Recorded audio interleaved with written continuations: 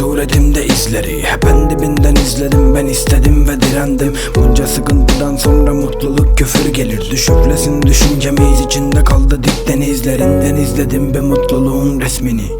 Hep kurak ve sıcaktaydım, gram rüzgar esmedi. Estiyse de hep kesik, paramparça yelkenim. Kağıt parçasını köpek sen bana kardeş demeyesin. Dur eylesin de gönlünü, sen hiç sıkıntı gördün mü? Ellerinde büyüttüğünü aynı elle gömdün mü?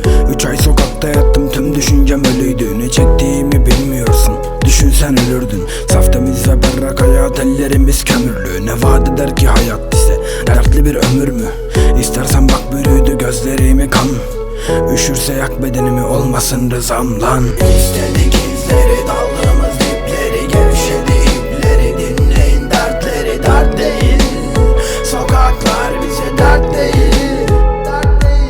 Biz istedik izleri, daldığımız dipleri, gevşedi ipleri. Dinleyin dertleri, dert değil.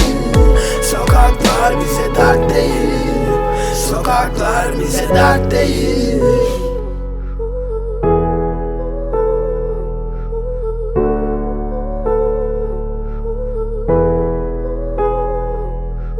Sokaklarda ter döküyoruz, yok ki bizim fetvamız.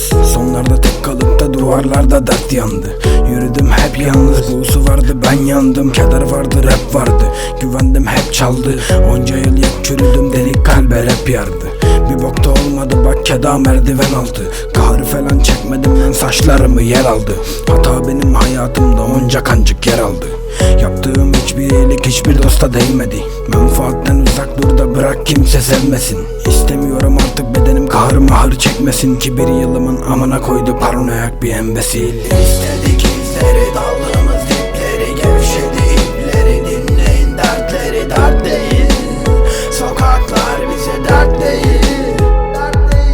Biz istedik izleri, daldığımız dipleri, gevşedi ipleri. Dinleyin dertleri, dert değil. Sokaklar bize dert değil. Sokaklar bize dert değil.